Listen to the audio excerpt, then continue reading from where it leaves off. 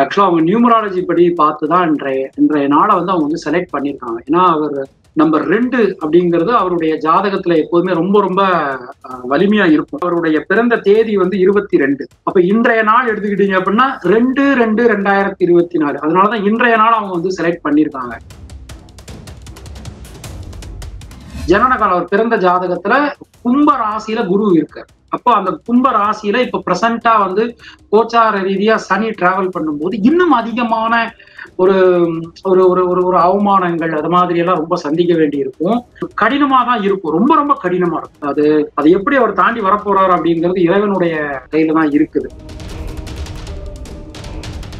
எதுவுமே சுலபமா கிடைச்சிடாது அவருக்கு. இப்ப தமிழக வெற்றி கட்சின்னு ஒண்ணு ஆரம்பிச்சிருக்கிறாரு. இப்ப இதுக்கு வந்து ஒரு சின்னம் தேடி போறாங்கன்னு வச்சுக்கோங்க. அடுத்த கட்டம் அதுக்கு தானே போவாங்க. அந்த சின்னம் கிடைக்கிறதுக்கு ரொம்ப அலைய வேண்டியதா இருக்கும். 100% இது அவர் எடுத்திருக்கிற பாதை அப்படின்னு எடுத்துக்கிட்டீங்க அப்படின்னா ரொம்ப ரொம்ப சுலபமானதா இருக்காது. தமிழக வெற்றி கழகம் அப்படிங்கிறது கூட்டு எண் 6 வருது. ஸோ பிரமிட் எண் அப்படின்னு நம்ம சொல்றோம். நியூமராலஜில வந்து இந்த கூட்டு எண்ணும் பிரமிட் எண்ணும் ரொம்ப ரொம்ப ஒரு முக்கியமான ஒரு விஷயம். ஸோ அதுபடி நம்ம பார்க்கும்போது 2-6 காம்பினேஷன் வருது. நியூமராலஜி படி அவங்களுடைய அந்த தமிழக வெற்றி கழகம் அப்படிங்கிறது எப்படி அமைஞ்சிருக்கு அப்படின்னா 2026 நம்ம எடுத்துக்கிட்டோம் அப்படின்னா அவருடைய ஜாதகப்படி இப்போ அவருக்கு சுக்கிரதசையில சனி புத்தி நடக்குது. சுக்கிரதசையில சனி புத்திங்கிறது அவருடைய ஜாதகத்தில் இப்போ உதாரணம் ஒரு டக்குன்னு வந்து முதலமைச்சர் ஆகுது அந்த மாதிரி எல்லாம் வாய்ப்புகள் வந்து விஜய்க்கு வந்து இப்போதைக்கு இல்லை.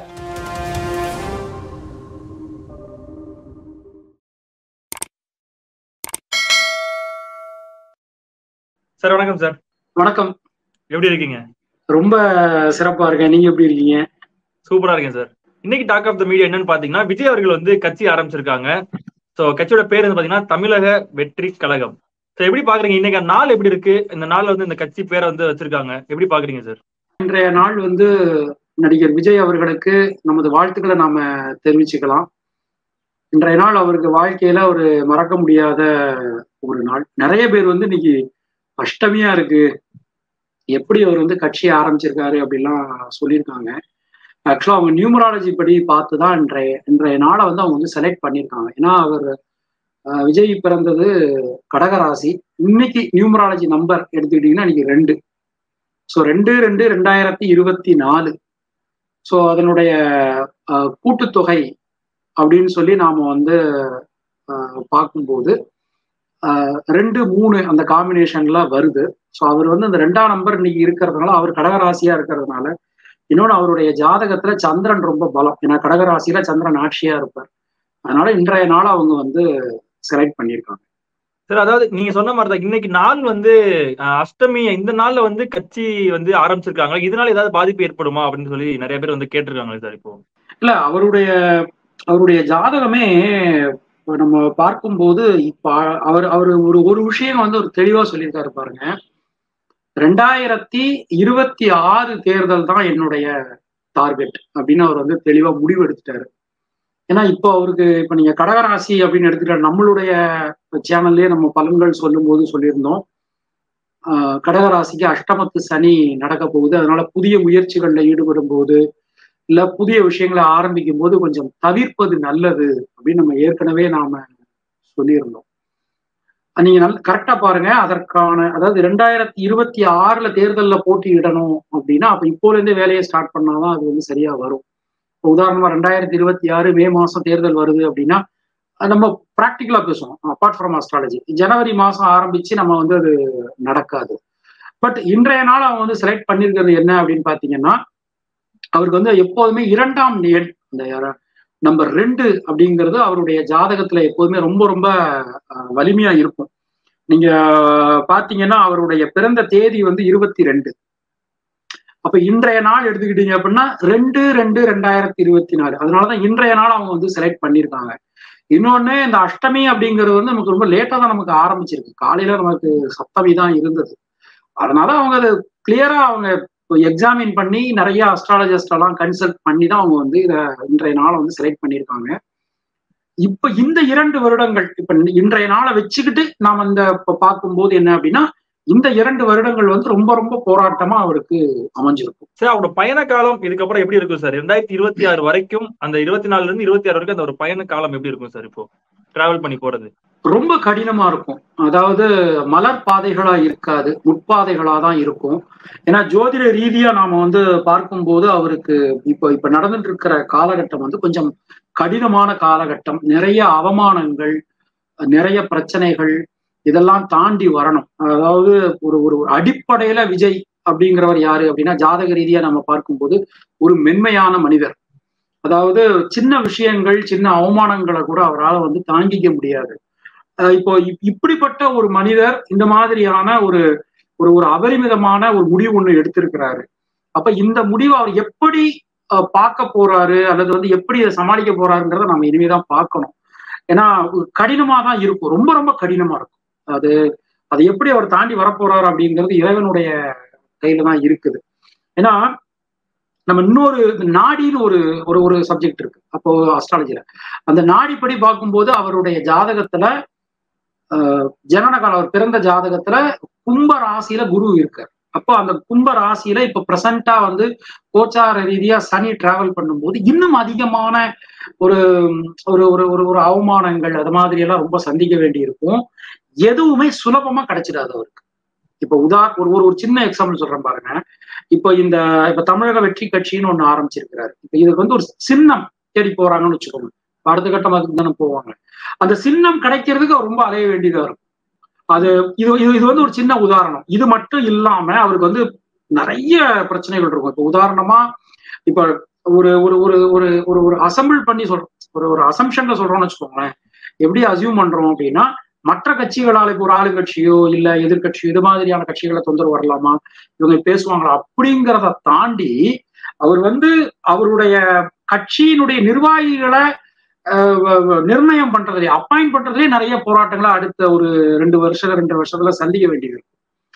100% இது அவர் எடுத்திருக்கிற பாதை அப்படின்னு எடுத்துக்கிட்டீங்க அப்படின்னா ரொம்ப ரொம்ப சுலபமானதா இருக்காது.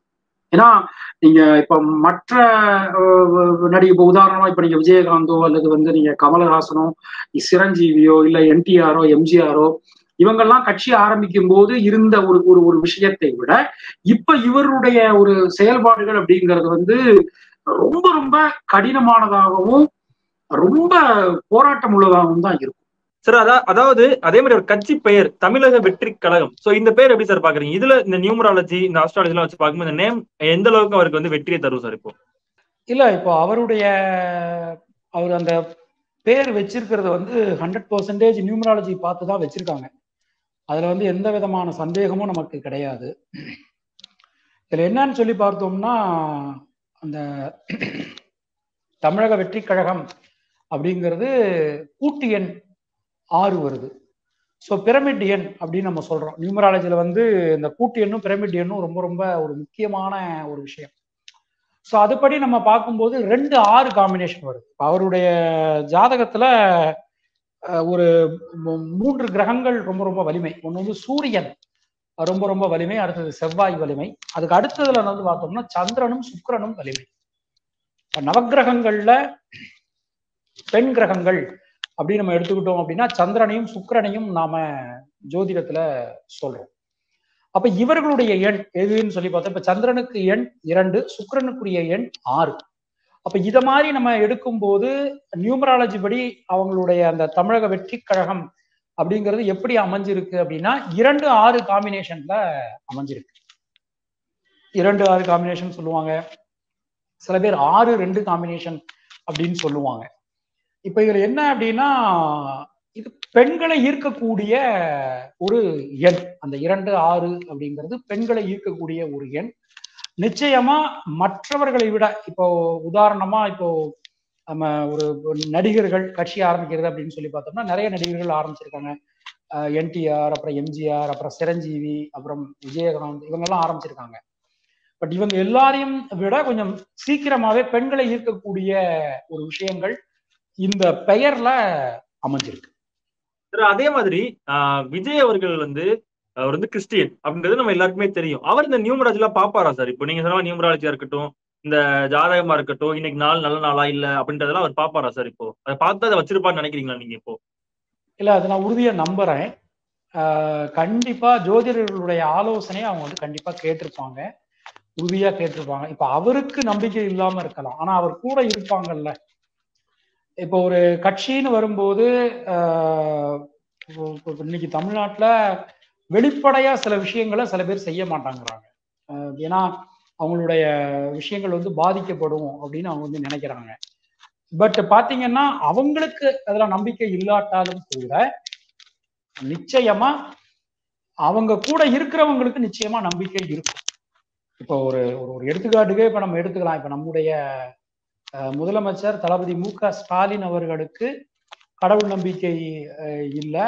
பட் அவங்களுடைய ஒய்ஃப் எடுத்துக்கிட்டீங்க அப்படின்னா அவங்களுக்கு கடவுள் நம்பிக்கை இருக்கு. அதனால இதமா நம்ம வந்து பார்க்கும்போது இவருக்கு அந்த ஜோதிடத்தின் மீதோ அல்லது ஜோதிடம் சார்ந்த விஷயங்களின் மீதோ இந்த நல்ல நாள் வெள்ளிக்கிழமையா இருக்கு, 2ஆம் எண் வருது, சுக்கிரனுடைய வலிமை அந்த வெள்ளிக்கிழமையில இருக்கும், சந்திரனுடைய வலிமை ஒரு பெண் கிரகம் அது ரொம்ப வலிமையா இருக்கும், தன்னுடைய ராசிக்கு 4ஆம் வீட்டுல சந்திரன் இருக்கும்போது, இப்போ எப்போதுமே ஒருத்தருடைய ஜாதகத்துல அவருடைய ராசிக்கு 4ஆம் இடத்துல சந்திரன் இருக்கும்போது கல்வி சம்பந்தமான விஷயங்கள், தொழில் ஆரம்பிக்கிறது, கட்சி ஆரம்பிக்கிறது, புதிய நிறுவனம் பதிவு பண்றது, ஒரு பேங்க்ல போய் லோன் கேட்கறது, இது மாதிரியான விஷயங்கள் எல்லாம் பண்ணலாம் அப்படின்னு இருக்கு.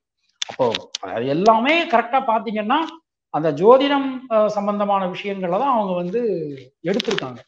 சார் அதே மாதிரி நீங்க சொன்னீங்க 2023 இந்த வருஷத்துல இருந்து 2020 வரைக்கும் ரொம்ப அந்த பாதை வந்து ரொம்ப கடினமா இருக்குன்னு சொல்லியிருக்கீங்க. இதுல வந்து இவருக்கு வந்து ஒரு 2 படம் ரிலீஸ் ஆகிற மாதிரி இருக்கு சார். இப்போ இந்த வருஷம் ஒண்ணு, அடுத்த வருஷம் ஒண்ணு. இந்த பாதை, அந்த கடினமான பாதைன்றது ஒரு சினிமா வந்து பாதிக்குமா சார்? இல்ல அரசியல் சைட்லயோ இல்ல சினிமா சைட்லயோ ஏதாவது பாதிப்பு ஏற்படுமா சார்? இப்போ எல்லா வகையிலுமே பாதிப்பு வரும். சினிமா சைட்ல பாதிப்பு வரும், அது மாதிரி கண்டிப்பா அரசியல் சம்பந்தமான விஷயங்கள்ல பாதிப்பு வரும், பணம் பொருளாதாரம் சம்பந்தமான பாதிப்புகள் வரும். இது எல்லாத்தையும் தாண்டி உடல்நலம், அதுல கூட சில பாதிப்புகள் வரலாம். ஸோ இப்போ நம்ம பொதுவா வெறுமனே அரசியல் மட்டும் இதுல வந்து நம்ம வந்து பார்க்க கூடாது. ஒருத்தருடைய ஜாதகம் எடுத்துக்கிட்டோம் அப்படின்னா அவங்க என்ன விஷயம் கேட்கறாங்களோ அதை மட்டும் நாம வந்து எடுத்துக்க கூடாது. அதை தாண்டி இவங்க எல்லா விஷயத்திலுமே இவங்களுக்கு வந்து பாதிப்புகள் வருவதற்கான வாய்ப்புகள் ரொம்ப ரொம்ப அதிகம்.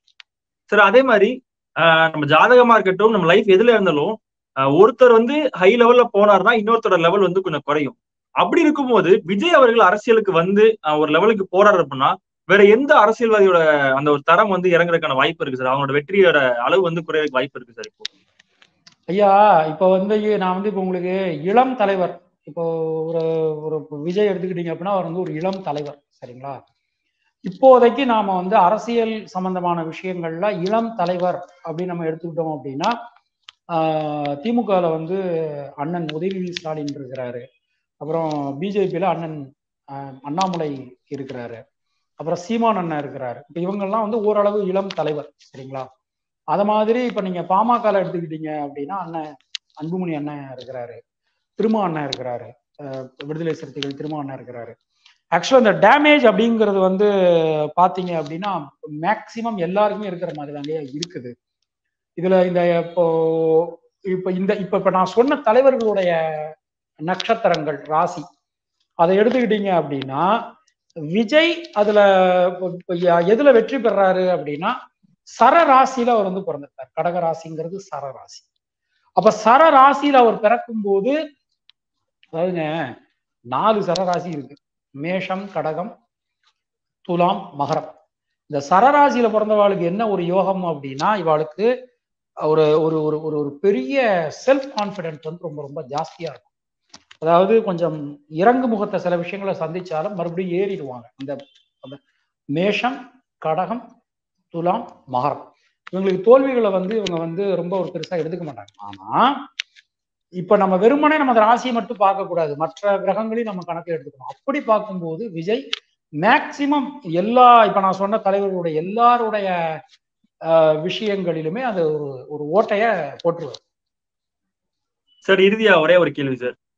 2026 நடிகர் விஜய் அரசியல்வாதி விஜயா முழுமையா வந்து மாறிடுவாரு. அந்த டைம்ல தமிழக மக்கள் விஜய்க்கு பின்னாடி இருப்பாங்களா? விஜய் வந்து அந்த எலெக்ஷன்ல வந்து வெற்றி பெறுவாரா சார்? இல்ல, என்னை பொறுத்தவரை அதுல ரொம்ப ரொம்ப கடினம். அதாவது இந்த தேர்தல்ல இப்போ இப்போ இப்போ நம்ம உதாரணம் இப்போ நிறைய சினிமா நம்ம நிறைய பார்க்குறோம். ஒரு ஒரு ஒரு ஒரு டக்குன்னு வந்து ஒரு முதலமைச்சர் ஆகுது, அந்த மாதிரி எல்லாம் வாய்ப்புகள் வந்து விஜய்க்கு வந்து இப்போதைக்கு இல்லை. ஏன்னா அதுதான் நம்ம இப்போ இப்போ உதாரணமா நீங்க 2026 கேட்டீங்க. 2026 நம்ம எடுத்துக்கிட்டோம் அப்படின்னா அவருடைய ஜாதகப்படி இப்போ அவருக்கு சுக்கிரதசையில சனி புத்தி நடக்குது. சுக்கிரதசையில சனி புத்திங்கிறது அவருடைய ஜாதகத்தில் இப்போ உதாரணம் ஒரு தவறா சொல்லலை, பணம் சம்பாதிப்பதற்கான நேரமாக அது இருக்கலாமே தவிர ஒரு பெரிய ஒரு ஒரு ரெவல்யூஷன் வந்து ஒரு ஒரு ரொம்ப நிறைய சீட்ஸ் பிடிச்சு அந்த மாதிரியான வாய்ப்புகள் ரொம்ப ரொம்ப குறைவு. ஓகே சார், நன்றி sir, thank you so much sir. ரொம்ப சந்தோஷம், வணக்கம், வாழ்த்துக்கள்.